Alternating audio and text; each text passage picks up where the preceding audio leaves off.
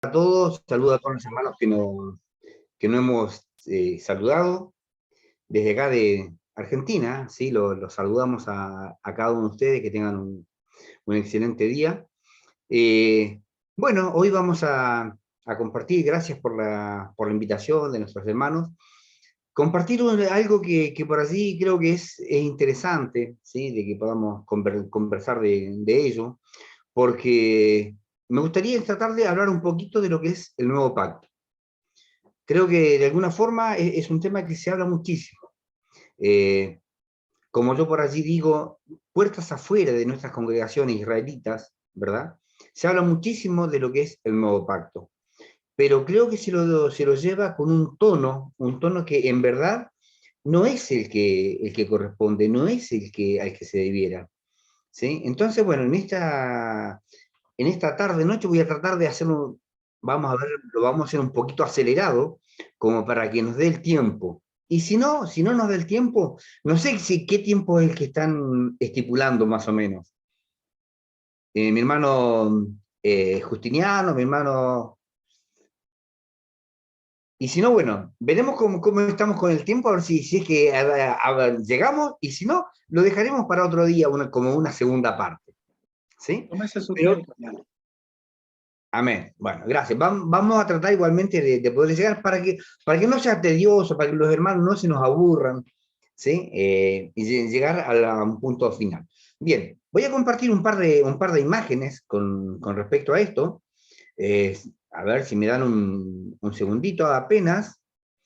Es como todas cosas cuando nuestro hermano Napo también empieza a manipular los controles y queremos de que todo funcione, y por allí de a rato medio que se quieren como empacar las cosas, ¿vio? Así que vamos a ver, ya en teoría tendríamos que estar, a ver si es verdad, allá vamos. Pareciera que va todo en orden, ¿sí?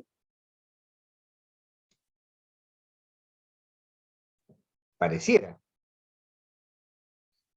Bien. No sé si me confirman que están viendo bien, hermanos. Bien, bien, bien ahí. Se confirma entonces de que estamos bien. Bien, vamos entonces con respecto a esto. Decía que vamos a hablar un poquito de lo que es el nuevo pacto. El problema cuando hablamos del nuevo pacto, ¿sí?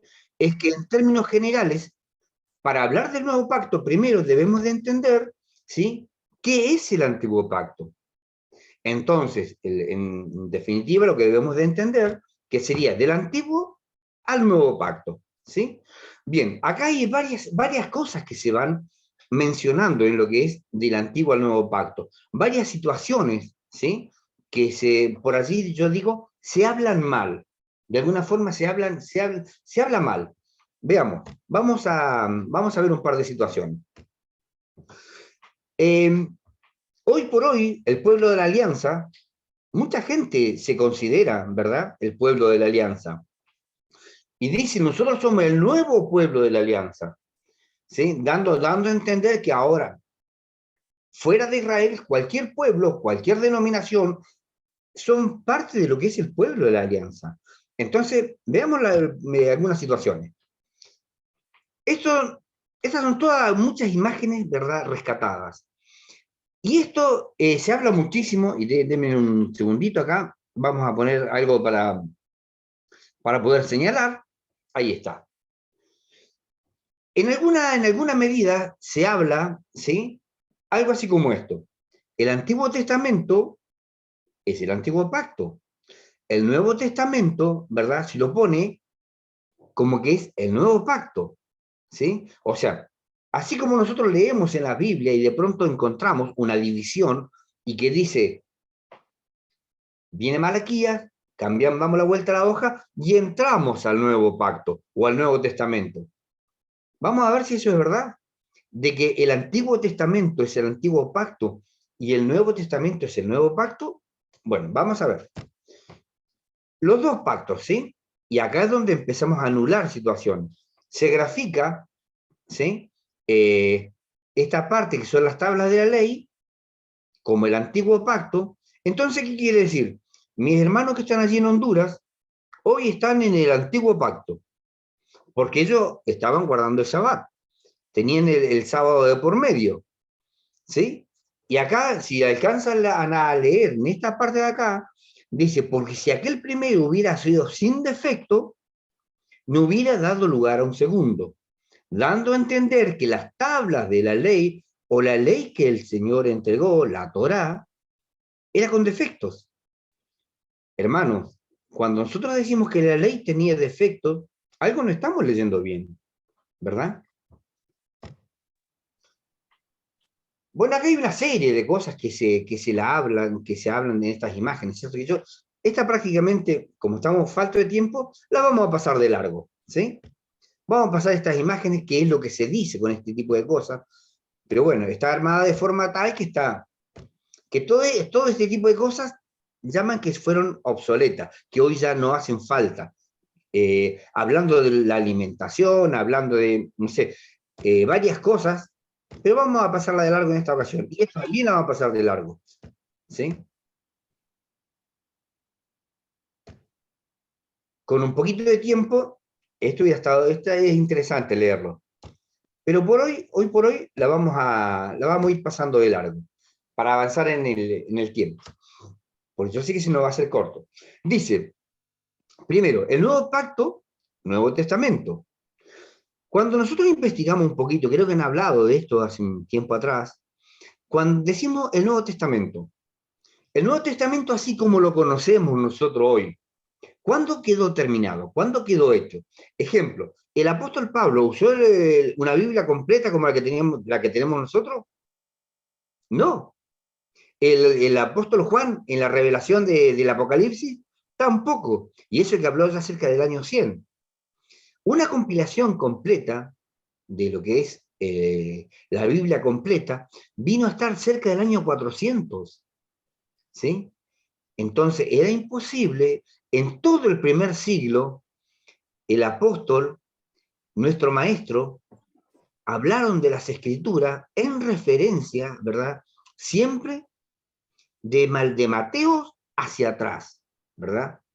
Sobre eso, y básicamente hablaban en lo que era la Torá, en lo que era la ley, que esa era la instrucción, la enseñanza que había, ¿verdad? Y recordando así los escritos, recordando los profetas. Veamos acá, dice, la compilación de la Biblia cuando estuvo completa, y acá tenemos la Vulgata Latina, ¿sí? Y que la Vulgata Latina, en el concilio de Hipona, el año 393, hacia el año 400, Jerónimo de Estridón había escrito una edición definitiva de la Biblia en latín, la Vulgata. O sea, antes del año 400 no estuvo en la compilación completa. Ahora veamos qué es lo que sucedía, para ver qué es lo que estaba pasando, ¿verdad?, en el primer siglo. Veamos esto. Dice Hechos 17, dice, estos eran más nobles, los hermanos de Berea, ¿verdad? Estos eran más nobles que los que estaban en Tesalónica. Pues, a ver, denme un segundito, vamos a sacar una... eso ahí me está, tengo una imagen acá, esa, ahí está. Dice, esto era más noble que los que estaban en Tesalónica, pues recibieron la palabra con toda solicitud, escudriñando cada día las escrituras a ver si estas cosas eran así. Hermanos, pregúntense ustedes, si el Nuevo Testamento estuvo compilado y hecho hacia el año 400, sobre qué escrituras estaban corroborando si lo que le predicaban los apóstoles era verdad? Era sobre lo que nosotros conocemos y hemos aprendido como el Antiguo Testamento, perdón, ¿sí? Esas eran las escrituras en las que corroboraban qué es lo que estaba pasando. Otro caso más. Nos dice así Romanos 15:4, porque las cosas que se escribieron antes para nuestra enseñanza se escribieron. Nos decía allá por el año 50, ¿sí? El año 40, el año 50, nos decía esto. Porque las cosas que se escribieron antes para nuestra enseñanza se escribieron a fin de que por la paciencia y la consolación de las escrituras, otra vez las escrituras, tengamos esperanza. O sea, otra vez estamos hablando, ¿sí?, de que teníamos las escrituras, ¿verdad?, haciendo referencia, una clara referencia a lo que se conocía como el Antiguo Testamento. Entonces, si el Antiguo Testamento es por lo que se regían, ¿verdad? No es el Antiguo y el Nuevo Pacto hablando de las Escrituras. Vamos a continuar dos ejemplos más. Nos dice el apóstol Pedro ahora, segunda de Pedro 3:16, dice, casi en todas sus, hablando de Pablo, ¿verdad? De Saúl, dice, casi en todas sus epístolas, hablando en ellas de estas cosas, entre las cuales hay algunas difíciles de entender. Lo que habló Pablo, cosas difíciles de entender, las cuales los indoctos e inconstantes tuercen, como también las otras escrituras, para su propia perdición. Y está hablando otra vez de sostener esas escrituras que se le dan por obsoletas y a las cuales algunos le llaman el antiguo pacto. Y ahora hay algo que es importante en todo esto, lo que dijo a Timoteo. Y la recomendación es esta. Y que desde la niñez has conocido las sagradas escrituras, las cuales te pueden hacer sabio. ¿Para qué, hermanos? Estas escrituras de las que estaba hablando, ¿qué escrituras son las que puede haber tenido Timoteo? ¿Verdad? Las cuales te pueden hacer sabio para salvación, por la fe que está en el Mesías Yeshua. ¿Sí? De eso se trataban esas escrituras. O sea, obedeciéndolas, poniéndole oído, poniéndole atención. Oye Israel, ¿verdad? El oír, el de hacer, el de obedecer, que esas escrituras lo iban a llevar a la salvación. O sea, lejos está de que el Antiguo Testamento sea el Antiguo Pacto y mucho menos que haya quedado obsoleto, que haya quedado fuera de servicio. Entonces, ¿qué es el Antiguo y el Nuevo Pacto? A modo de pregunta, debemos de preguntarnos, ¿qué es el Antiguo y el Nuevo Pacto? ¿Es la ley? ¿Son los 10 mandamientos? ¿Son las fiestas solemnes? ¿Es la alimentación? ¿Sí? ¿Son los sacrificios? ¿Verdad? Porque por así podemos también pensar, ¿por qué no? ¿Verdad? De que el Antiguo Pacto eran los sacrificios. Y resulta ser que nos vamos a encontrar con muchos versos con respecto a que el Eterno, de que el Señor no quería sacrificios, no quiso sacrificios, ¿verdad? Me agradaré, dijo, de millares de animales, de litros de aceite. ¿Quién demandó esto de vuestras manos? Dijo. Si quisieras sacrificio, yo te lo daría. Y cosas semejantes. Estaban dentro de la ley, pero ¿qué es lo que quería? Un corazón contrito y humillado y que sea obediente, ¿verdad? Acá hay algo que es interesante y que está bueno que lo vayamos mirando con un poquito de atención. Ejemplos antes de lo que es la ley.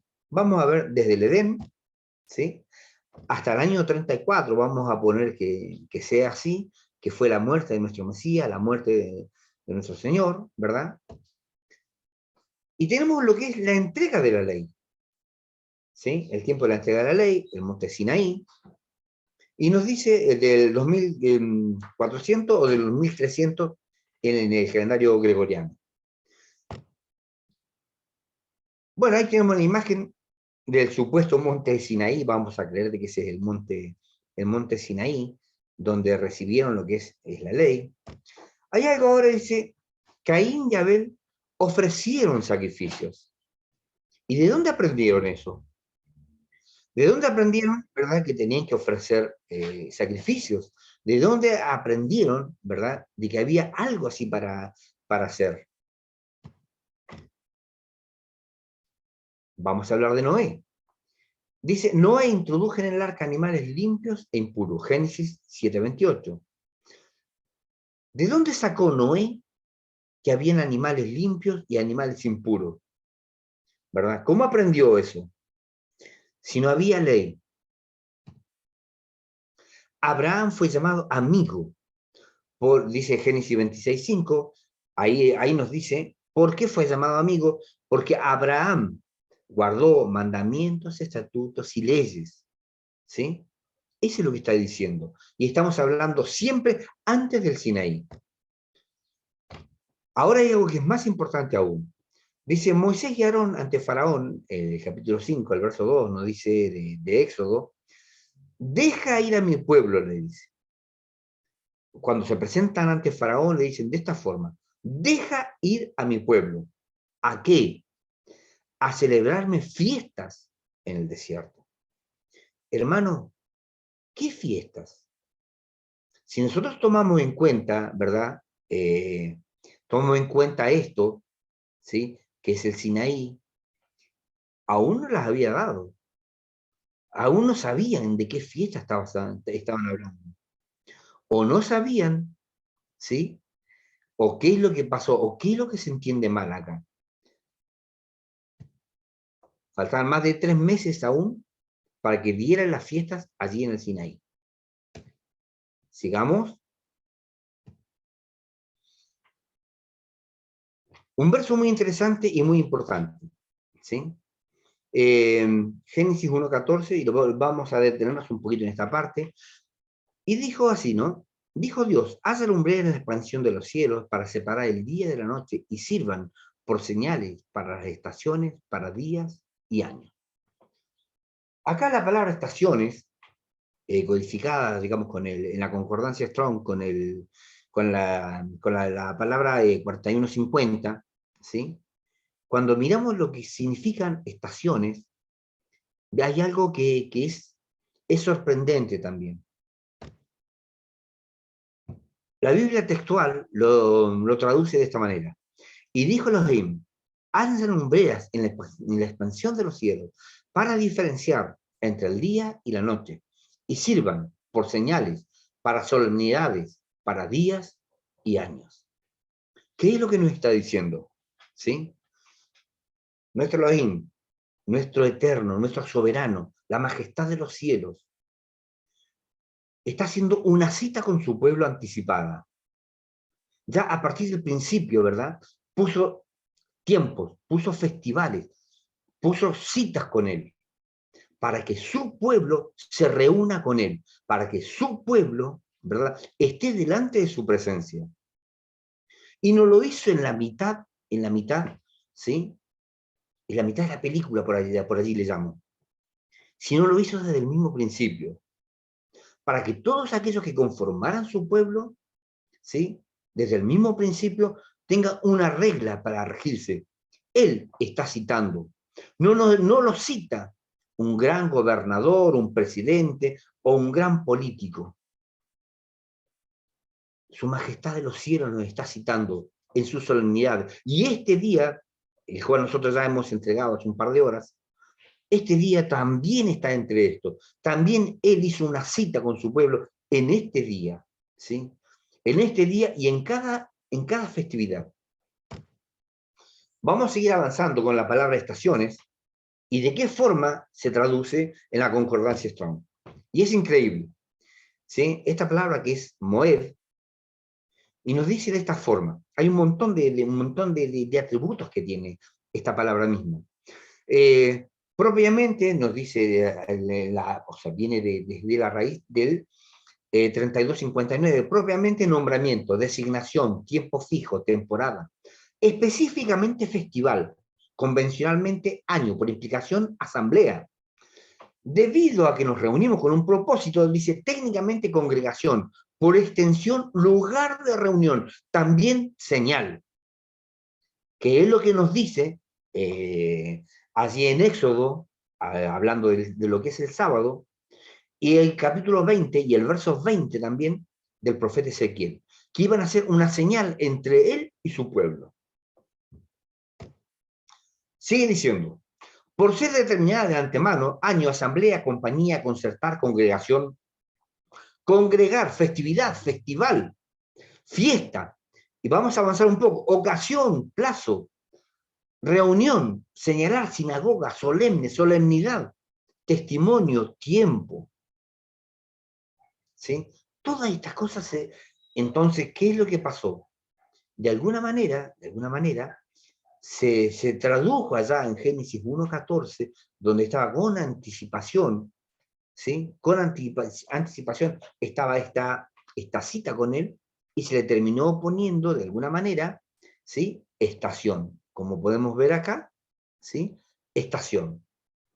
Y se confunde esa estación con invierno, primavera, verano, cuando lo que está diciendo es otra cosa. Y eso está hecho con anticipación. Entonces, lo que dijo Aarón y lo que dijo Moisés, deja ir a mi pueblo a celebrarme fiestas en el desierto, sabían qué es lo que estaban diciendo. Pero cuando hablamos de pacto, siempre está la confusión, vamos a avanzar, siempre está la confusión de qué pacto estamos hablando, cuál es el antiguo pacto, ¿sí? Y podemos ver, para poder identificar cuál es el antiguo pacto, porque tenemos el pacto con Noé, que es el del arco iris, allá en Génesis 6:18. Tenemos el pacto que hizo con Abraham, el pacto con la tierra, ¿verdad? Que le iba por todo el lugar donde él caminara, esa es la tierra que le iba a dar a su descendencia. Sigue diciendo los diferentes pactos, el pacto que también hizo con Abraham de la circuncisión, al mismo tiempo el pacto, ¿sí?, que hizo con David, que no iba a faltar varón que se siente en el trono, que es lo que aún estamos esperando, ¿sí? Ese pacto que aún falta que se complete. Y luego tenemos el pacto que es con Israel en el Sinaí. Ese pacto que es fundamental también para lo que estamos conversando en este momento, ¿verdad? O sea, tenemos esta serie de pactos y que podemos entrar en otros más inclusive. Ahora hay algo que en todo esto que es, seguir para hablar de los pactos, algo que le fue dicho al profeta Jeremías, allá el año tipo 550 aproximadamente, ¿verdad? Y dice de esta manera, el nuevo pacto está clarísimo quién es, ¿sí? Lo hizo nuestro maestro con los 12 discípulos, ¿sí? Y el maestro como mediador. El Mesías de Israel fue como mediador del nuevo pacto. Bien, ahora tenemos lo que era el antiguo pacto, ¿verdad? El pacto en el Sinaí con Moisés como mediador. Y acá es donde habla hacia adelante, dice, he aquí que vienen días, dijo, en que haré un nuevo pacto, no como el pacto que hice, ¿sí? Volviendo hacia atrás. Ahora, el nuevo pacto, ¿con quién fue hecho? ¿Sí? Y acá es donde todo el mundo se anota, todos nos anotamos. El pacto lo hizo con nosotros, no dice otro, el pacto lo hizo con nosotros. Y podemos cometer, digamos, no, bueno, no voy a entrar, verdaderamente no. Muchas iglesias pueden decir, el pacto lo hizo con nosotros, ¿sí? Israel, los judíos quedaron de lado. Vamos a ver qué es lo que nos dice la Escritura al respecto. El antiguo pacto con Israel, ¿sí? Ya lo tenemos ahí, eso está clarísimo, ¿verdad? Y el nuevo, ¿con quién fue hecho el nuevo pacto? Y empiezan las inquietudes.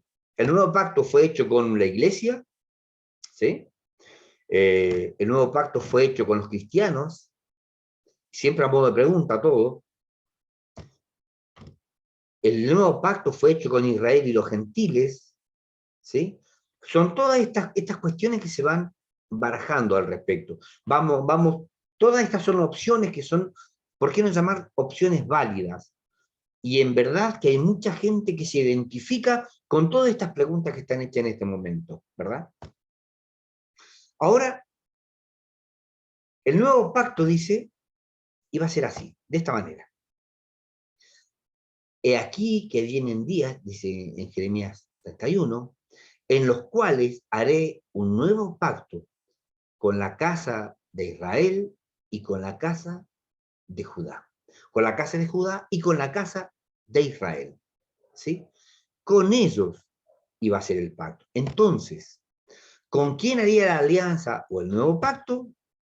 Con la casa de Judá y con la casa de Israel. Y como dicen esas promociones, creo que hay muchas promociones a veces que hay por estos días, intermediarios, abstenerse. ¿Sí? El pacto fue hecho con la casa de Judá y con la casa de Israel. Así como el primero fue hecho con Israel, ¿verdad? Por allí entonces cabe una pregunta también, preguntarse. ¿Y los gentiles, así como en el antiguo pacto, así como en el nuevo, iban a tener su espacio? Porque para todos era esta esperanza de vida. Este no sería, dijo como el primero, hablando del nuevo, ¿sí? Ahora, ¿cómo sería el nuevo pacto? Yo no sé ustedes, pero yo lo escucho permanentemente. El nuevo pacto no tiene ley, no tiene mandamientos, no tiene viandas, no, o sea, no tiene... Mientras crea, es así. Cree en Cristo, ¿sí? Y serás salvo tú y tu casa, ¿sí? Y ya con eso alcanza y no hay nada más que hacer. No sé ustedes, a mí me toca escucharlo todo el tiempo. Vamos a ver si eso es tan así. Dice, no como el pacto que hice con sus padres. ¿Por qué? ¿Por qué no iba a ser igual? ¿Qué cosa iba a tener diferente? Dice, para terminar de identificarlo, el día que tomé su mano para sacarlos de la tierra de Egipto. Hermanos, los invito a que se pregunten, ¿a Noé lo sacó de la tierra de Egipto? ¿Abraham lo sacó de Egipto? ¿Sí? ¿Al mismo rey David lo sacó de la tierra de Egipto? ¿Lo tomó de la mano para sacarlo? No, todo eso son no. Entonces, ¿a quién nos tomó de la mano? Y eso es clarísimo, eso todos lo sabemos. Al pueblo de Israel fue el que lo tomó de la mano. Pasaron las 10 plagas, abrió el mar rojo, los llevó al desierto, los cubrió, ¿sí? Con la nube, en la columna de fuego de noche. Los introdujo, Él los llevó, Él los guió, ¿sí? A Israel los sacó. Dice, pues ellos invalidaron mi paz, aunque yo fui un marido para ellos, dice Jehová. Israel invalidó su pacto. Y miremos qué es lo que pasó en el desierto, donde morían, 23.000 murieron en un día, por desobediencia. Se abrió la tierra, los consumió, y fueron pasando de diferentes maneras. ¿Por qué? Porque falsearon el pacto, que es lo que nosotros hoy no queremos hacer. Si nos dio días de solemnidades, nos dio fiestas para que continúen, nos dio una forma de alimentación, es para que nosotros nos podamos acercar, para que mostremos obediencia delante de Él.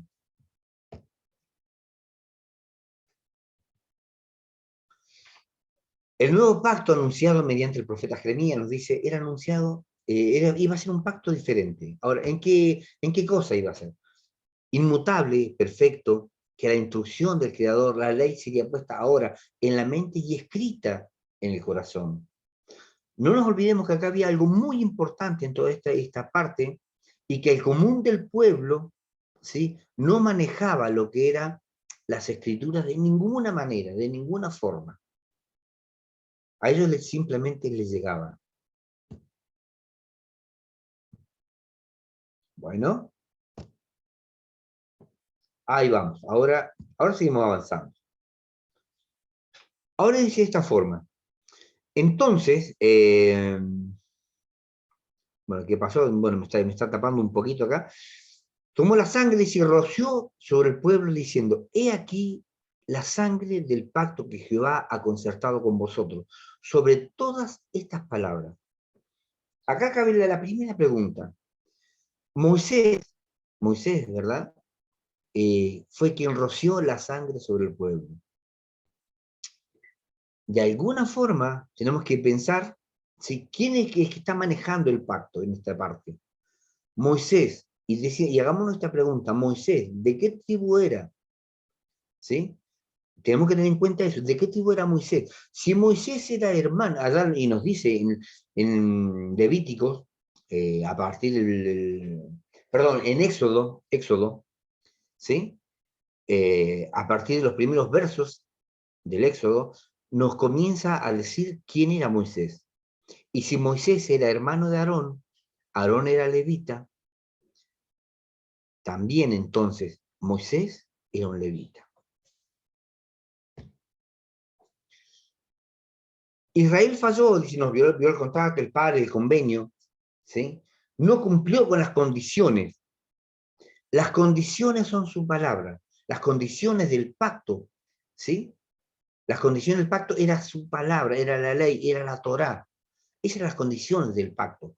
Dice, Israel, como esposa, dejó a su esposo, tomó otros maridos, otros dioses, no guardó la ley, la condición del pacto. Ahora Jehová no olvidó su pacto, el Eterno no olvidó su pacto.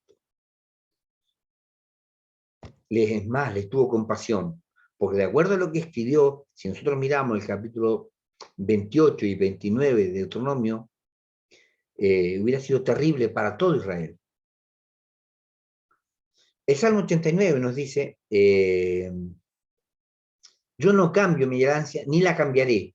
Lo que ha salido de mis labios mediante el profeta Malaquías dice, porque yo Jehová no cambio, por eso vosotros, oh hijos de Jacob, no habéis sido consumidos. De otra manera, lo hubiera destruido. En el antiguo pacto habían promesas, ¿sí?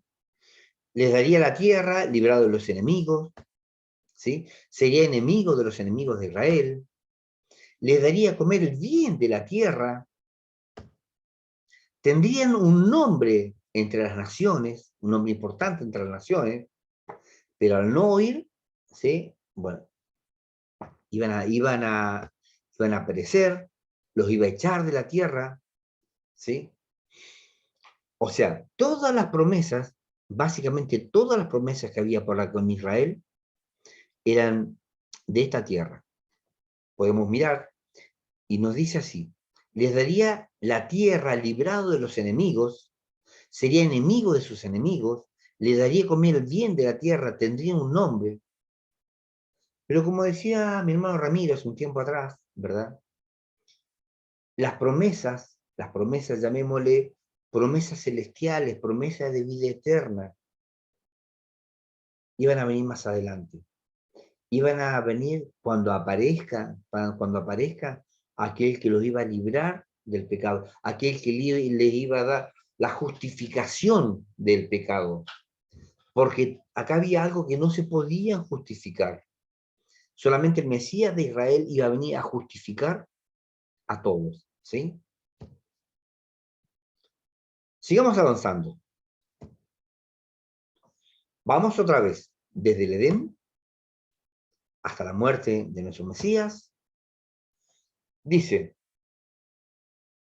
y como han obedecido a mi voz, Abraham dice, todos los pueblos de la tierra serán bendecidos a través de tu descendencia. Y acá es donde aparece una situación, ¿verdad? Tenemos a Abraham, y van a ser bendecidos a través de la descendencia acá del Mesías, a través de lo que se les fue mostrado. Pero tenemos la entrega de la ley, a ver qué es lo que nos pasó, ¿sí? Tenemos la entrega de la ley,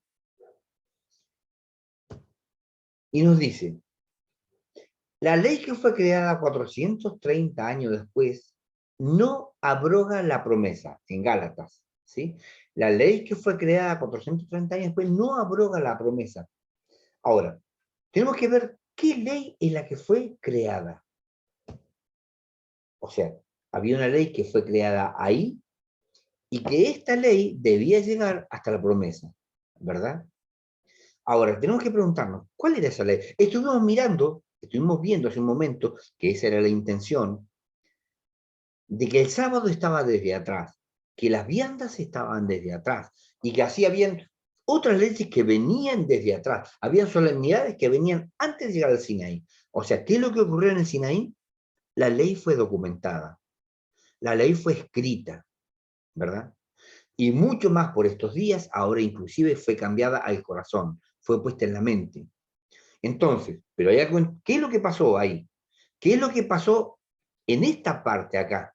¿Sí? Desde Abraham hasta acá. La ley que fue creada 430 años después no abroga la promesa que iba a estar en la muerte de nuestro maestro. ¿Sí?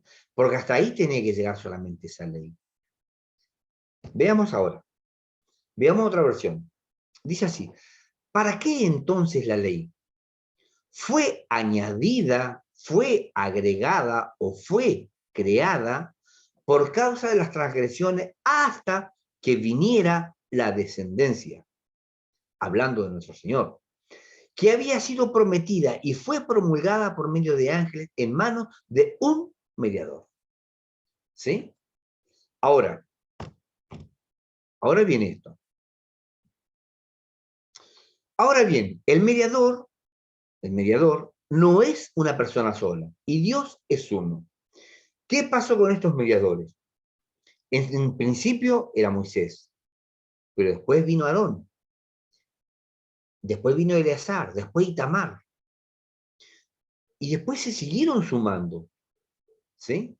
Estos mediadores terminaban siendo muchos, morían, y terminaba siendo un ministerio de muerte. ¿Por qué? Porque no eran eternos, iban muriendo. Esa ley fue agregada en el Sinaí porque no estaba. ¿Sí? Estos no estaban. Entonces, el ministerio de Levita ahora, este que fue agregado así, representado en diferentes formas. Y ahora estamos hablando en forma directa sobre este ministerio levita. Representado en diferentes, era tan importante, ¿verdad?, que fue representado en diferentes maneras. Nos dice de esta manera. Que si el ministerio de muerte dice grabado en piedras, a ver, otra vez, vamos de nuevo.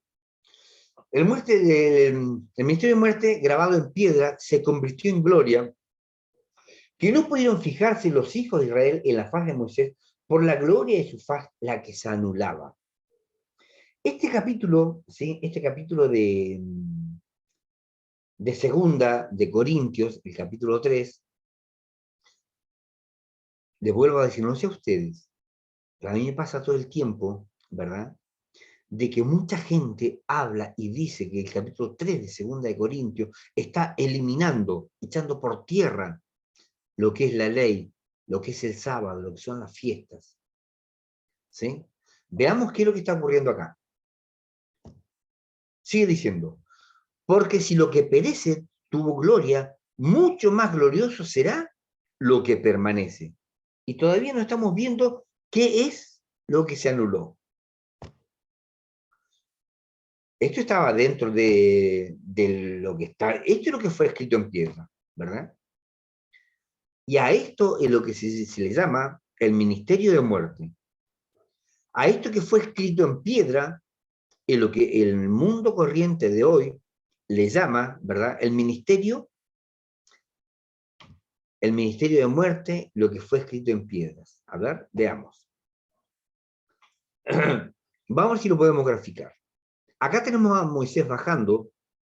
Ahora, de acuerdo al verso, nos dice de esta forma: sin tener que hacer como Moisés, que tuvo que colocarse un velo sobre el rostro para que los hijos de Israel no confiaran en lo que se desvanecería. Segunda de Corintios 3:13. ¿Qué es lo que resplandecía? El pueblo sobre quién puso la vista. Sobre las tablas, ¿sí? Las tablas, la gloria que iba a perecer, o puso la vista en el rostro de Moisés. Son preguntas que debemos hacernos, ¿sí? Y a lo que creo que también es importante decir, ¿qué es un ministerio? Es un conjunto de leyes, el ministerio, un conjunto de leyes o un conjunto de personas, que es la otra situación también que ocurre cuando se habla de ese tipo de cosas. Poder diferenciar, entonces, un conjunto de leyes como un ministerio o un conjunto de personas. Pasamos a la siguiente alegoría, y nos dice ahora de esta forma. En Marcos 11, verso 13, dice, viendo de lejos una higuera que tenía hojas, se acercó, si quizás hallaría algo, como para comer, y nada halló. El maestro tenía hambre, ¿sí? Se acercó a una higuera que estaba seca, y no hubo fruto. Y acá hay algo que también es importante en todo esto, ¿sí? Si me hace caso. Entonces, dijo, entonces respondiendo, dijo a la higuera, nunca más coma nadie fruto de ti para siempre. Y lo oyeron sus discípulos. Él se acercó a la higuera, ¿sí? Para ver si había alimento. No había nada. Y lo dice de esta forma. Claro, hoy tenemos una higuera seca, no tiene nada, ¿verdad?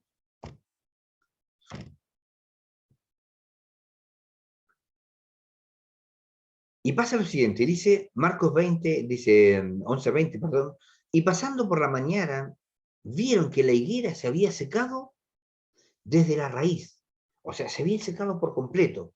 Ahora, en muchos casos, hablamos de la higuera, en muchos casos, ¿sí?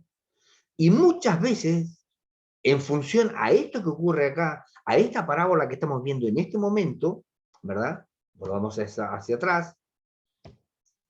Viendo esto, se dice, la higuera representa a Israel, ¿verdad? Y eso es muy conocido. La higuera representa a Israel. Ahora, hermanos queridos, si la higuera representa a Israel, y en verdad que mucha gente se toma de esto también, ¿en qué condición quedó Israel? Se secó de raíz, ¿sí? Entonces, tenemos que tomar otra planta.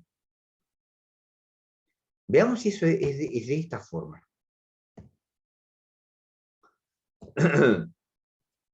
Nos dice ahora de esta forma, por tanto le digo que el reino del poderoso será quitado de ustedes y será dado a gente que haga el fruto de él. ¿Qué decimos? ¿Qué es lo que se escucha? Israel sale de escena. Israel es cambiado. Ahora, ¿por quién? Israel es cambiado por la iglesia. ¿Sí? Ya no más judíos de por medio. Ahora es la iglesia cristiana la que toma el lugar.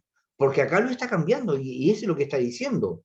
Por tanto, le digo que el reino del poderoso será quitado de ustedes y será dado a gente que haga frutos de él. Entonces, ahora es donde va a venir Constantino, ahora ¿sí? Es donde van a venir los turcos, es donde van a venir todo mundo, porque cambió, a Israel lo cambió por la iglesia cristiana. ¿Será? ¿Será verdad? Nos dice ahora, y prestemos atención, Mateo 21, 18 al 45. Hay diferentes parábolas, ¿sí? En todo el Mateo 21, del 18 al 45, hay diferentes parábolas, ¿sí? Y nos termina diciendo el verso 45. Y cuando oyeron, prestemos atención, cuando oyeron los sumos sacerdotes y los fariseos sus parábolas, comprendieron que lo decía por ellos. Entonces, ¿a quién iba dirigida toda esta parábola? La parábola de la higuera, la parábola del campo, ¿sí? ¿A quién estaba dirigida? Ellos mismos entendieron, ¿verdad?, de que lo decía por este sacerdocio levítico. Ellos comprendieron claramente esa situación. Pero sigamos avanzando, a ver qué es lo que nos sigue diciendo su palabra. Ellos, ¿sí? Este sacerdocio, entendieron, ellos se dieron por aludido que estaba hablando de ellos. Ahora les dice de esta forma, decía ya en el capítulo 21, 33, decía así, el reino de Dios les será quitado a ustedes para ser entregado a un pueblo que hará producir sus frutos. ¿Sí? Ahora, lo que está diciendo en verdad es que el reino, es que la administración le es quitada a los levitas, a los sacerdotes y dada a sus discípulos inicialmente. ¿Sí? Ellos iban a tener la responsabilidad de llevar el Evangelio, su palabra, la Torá, adelante. Ya no más el sacerdocio levita. El sacerdocio levita estaba terminando. Así como mi Padre me ha dado un derecho para reinar, yo les doy un nombramiento, decía en Lucas 22, 29. Porque las palabras que me diste le he dado, y ellos las recibieron y conocieron verdaderamente que se la diste, y creyeron que tú me enviaste. Lo de la oración que hacía por sus discípulos, ¿verdad?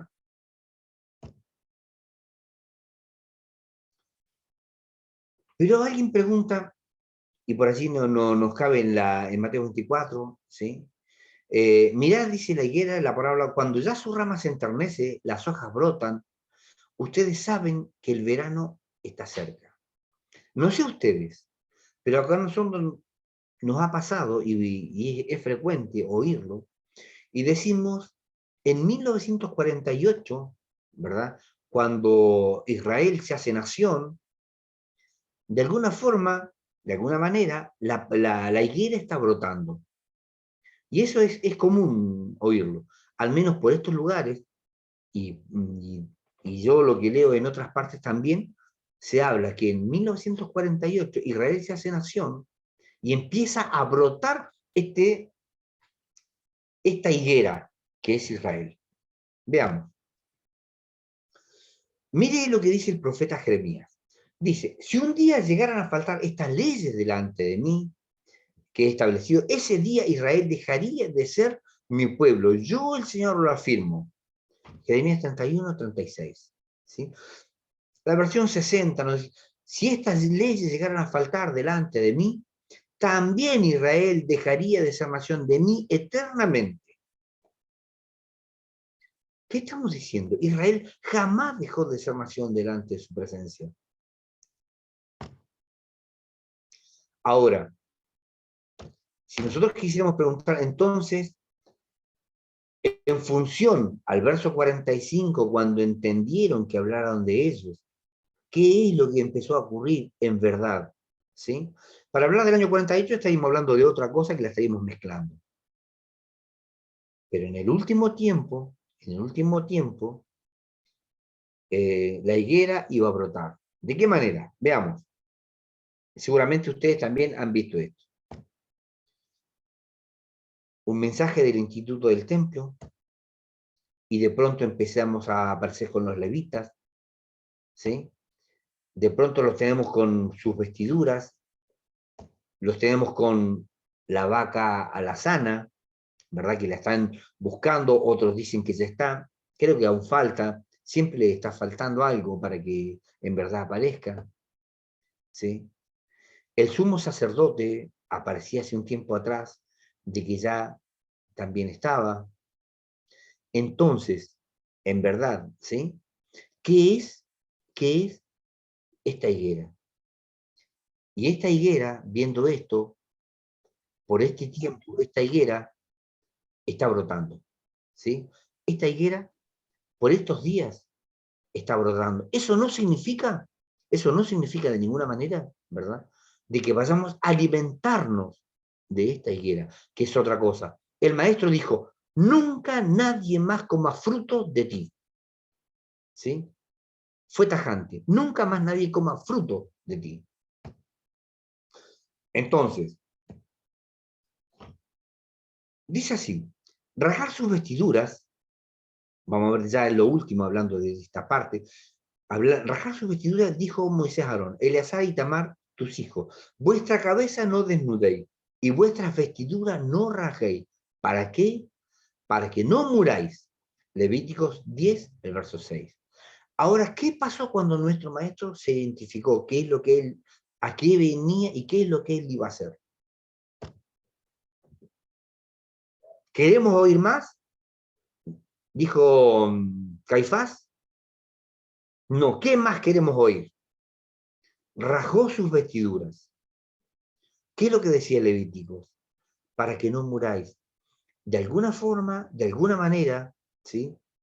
Está dando fin a su ministerio, está dando fin a su sacerdocio, ¿verdad? Se está terminando, se está acabando.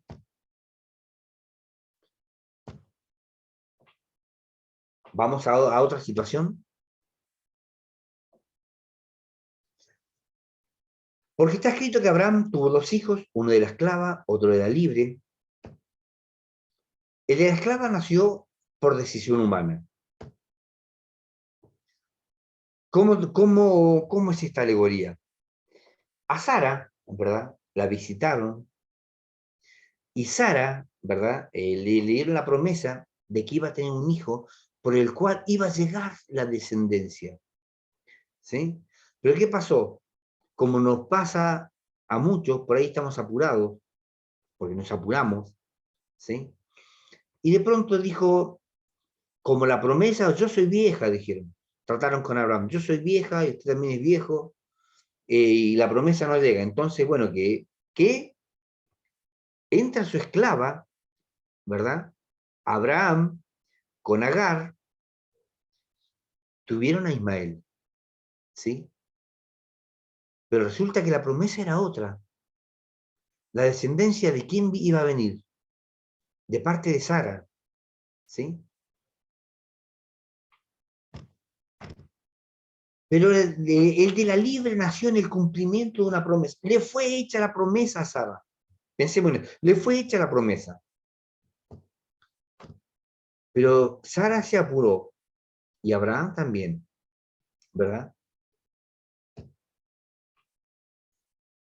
Nos dice, te bendeciré, nos dice de esta forma, pues la bendeciré y daré de ella un hijo, a quien bendeciré y engendrará pueblo y saldrá de él reyes de pueblo. Génesis 17:16.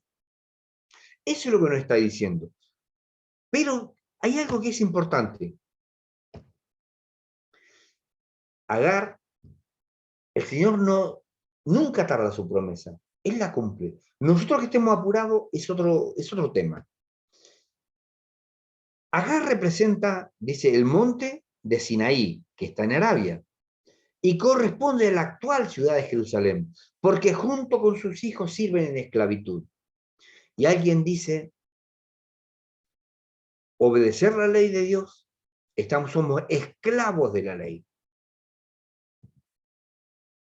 Tenemos el monte Sinaí, ¿verdad? Que es la alegoría, ¿verdad? Con respecto a lo que es Agar.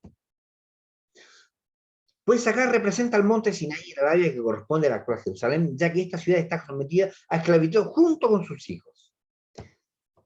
Quiero ir medio rapidito para que lleguemos al final, no los quiero aburrir. En Gálatas, ¿sí? Está hablando también de la celestial, la cual es madre de todos nosotros, nos dice. La nueva Jerusalén, ¿sí?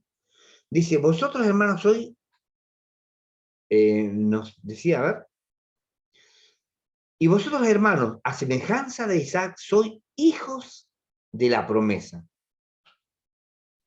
Claro, y tenemos que seguir viendo cómo es esta situación.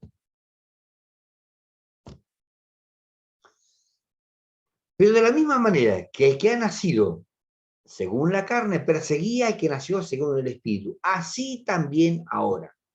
No nos olvidemos qué es lo que ocurrió con Agar y con Sara, ¿sí? Agar con Abraham, a ver cómo lo podemos decir. Bueno, Agar y Sara, perdón, Agar y Abraham hicieron la tarea, ¿verdad? Al cual vino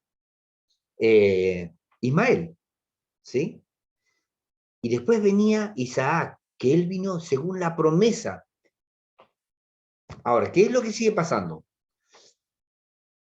Ismael, de alguna forma, el que nació según la carne, hostigaba, ¿verdad?, al que nació de acuerdo a la promesa. ¿Sí? Eso es lo que pasaba. Ahora, eso no era diferente cuando llegó el Señor. Y de pronto tenemos a Saúl, el apóstol Pablo, ¿verdad?, que perseguía a los hermanos que estaban entrando en el nuevo pacto, perseguía, como comúnmente se dice, a la iglesia, que en verdad perseguía a los hermanos que estaban entrando en la nueva alianza, estaban entrando en el nuevo pacto, creyentes en su Mesías, ¿verdad? Y nos dice de esta manera ahora, Hechos 9:2, solicitó cartas al sumo sacerdote para entregarla en la sinagoga de Damasco, para que si encontraba a los que seguían este camino, hombres, mujeres, poder llevarlos atados a Jerusalén. Y también nos dice algo muy parecido allá en Hechos 26, el verso 12. O sea, si tomamos el sacerdocio levita, ¿sí?, que era por herencia, hostigaba a aquellos que venían haciendo según el Espíritu, según la promesa.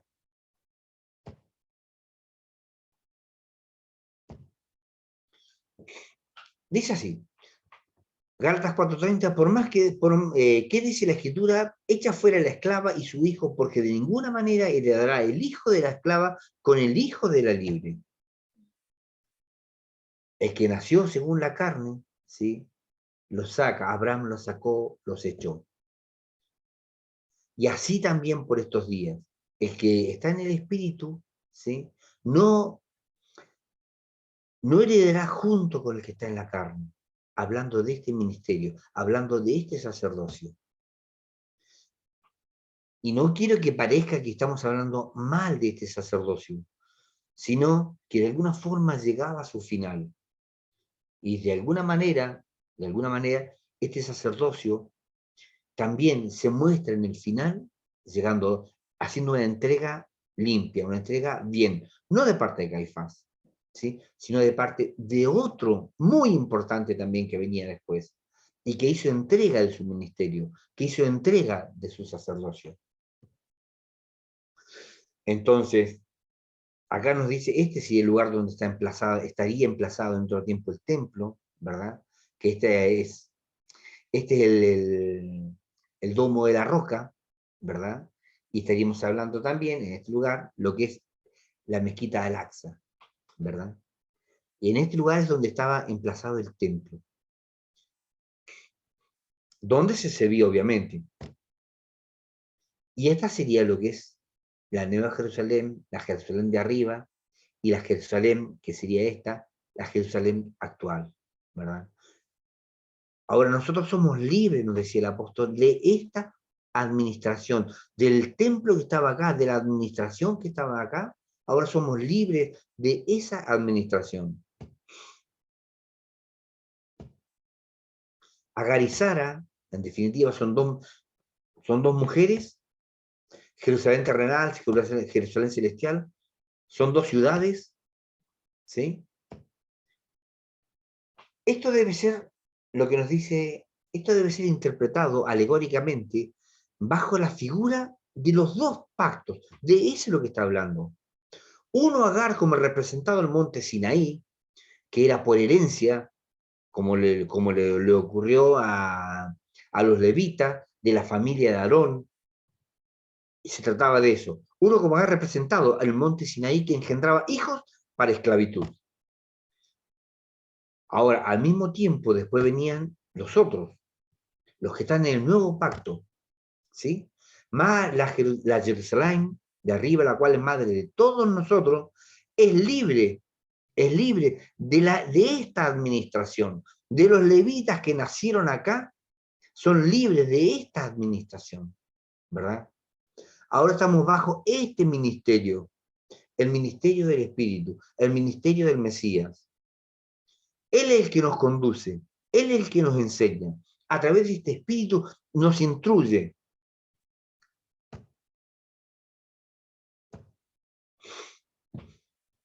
Vamos a ir ya medio culminando esto, que queda una buena parte, pero lo vamos a ir culminando.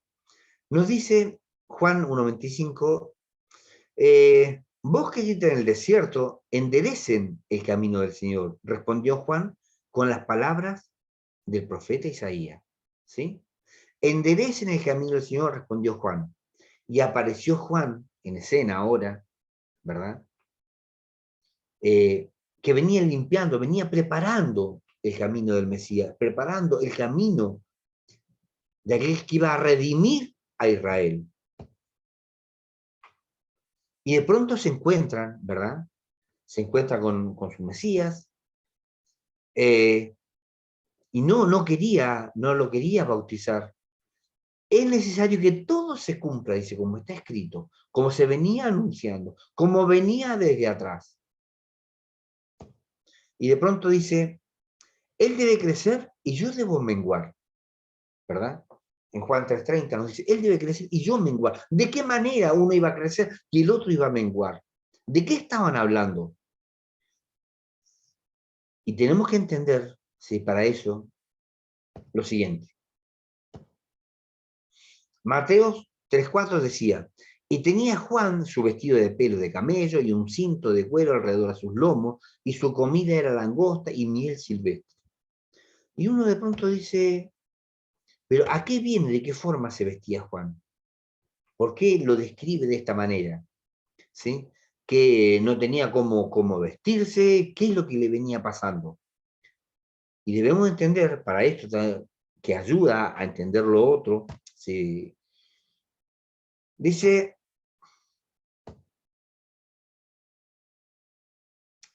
¿quién era Juan por herencia, hermanos? ¿Sí? ¿Quién era Juan en verdad? ¿Quién Juan era por herencia? ¿Quién era él?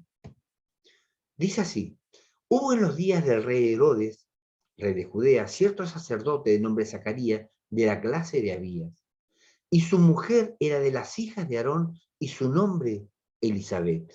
Estos eran los padres de Juan. ¿Sí?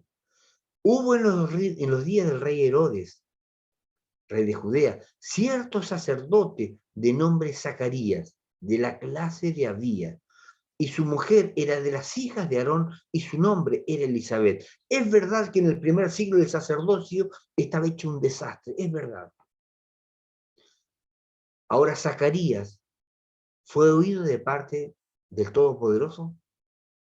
¿Era conforme a lo que él estaba actuando? Y tenemos que decir que sí, porque lo que le pasaba a Zacarías era muy parecido a lo que le pasaba a Abraham. Ya era grande, ¿sí? Ya eran personas adultas, grandes. Sigue diciendo esto, Lucas 1:9, conforme a la costumbre del sacerdocio, entrando en el santuario del Señor, le cayó la suerte de ofrecer incienso. Si Zacarías estaba ofreciendo incienso, ¿qué era? ¿Era un sacerdote común y silvestre? ¿Sí? ¿O era un sumo sacerdote? Y Zacarías era sumo sacerdote. Entonces, hermano, por herencia, ¿qué debía ser Juan? ¿Cómo se debía vestir Juan? Si fuera por herencia, Juan, ¿sí?, se tendría que vestir así, como un sumo sacerdote. Esa es la forma que se debía de vestir Juan. Ahora Juan estaba entregando su ministerio al Mesías. El ministerio de Juan, el ministerio de Levita, el ministerio sacerdotal, estaba terminando.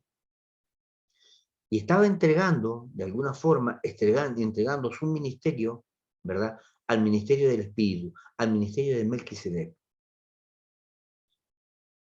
el ministerio del Señor. Entonces, esta es la parte, creo que es la parte relevante en todo esto, ¿sí? Y tengamos en cuenta que este ministerio, el ministerio del Señor, iba a trabajar e iba a dar los mismos mandamientos, las mismas leyes que estaban. Nada más que ahora puesta en la mente y escritas en tablas de carne el corazón, decía allí en Corintios. Eso es lo que hoy ocurre con nosotros. Entonces, queridos hermanos, creo que aún resta hacia adelante, pero no quisiera tampoco ser tedioso, ¿sí?, con todo esto, no aprovecharme de esta buena oportunidad que ustedes me están dando en este momento, y dejar solamente hasta acá en esta parte, porque nos faltaría solamente confirmar cómo es que le fue entregado este ministerio, ¿sí?, cómo es que fue con gloria delante del Señor, y cuánta responsabilidad puso en los hombros de aquellas personas, y que inicialmente hicieron un muy buen trabajo. Y lo recuerda Nehemías y le dice que no olviden el ministerio, y que tienen la obligación de enseñar, de instruir. Y hoy, ¿sí? Esa instrucción, esa enseñanza, la recibimos a través de lo que es el Espíritu. Que el Espíritu en esta noche también nos pueda guiar, nos pueda conducir, para que ustedes, allí donde estén, ahora vamos a ir cerrando esta parte, ¿sí? Que el Señor, allí donde ustedes estén, y que su Espíritu, donde esté cada uno de ustedes, también los pueda guiar, los pueda instruir, y pueda hacerles entender lo que yo esta noche, ¿sí? No he podido hacerles entender. Hermanos, en verdad es un gusto cada vez que puedo estar con ustedes. Por allí hay diferentes razones por las cuales no he compartido demasiado, ¿sí? Pero nuestro Padre conoce las situaciones, conoce todo lo que estamos llevando adelante. Entonces, una vez más, le digo, es un gusto estar con ustedes y espero que lo que he querido transmitir en esta noche, de alguna forma lo hayan podido comprender. Que el Señor los bendiga muchísimo esta noche.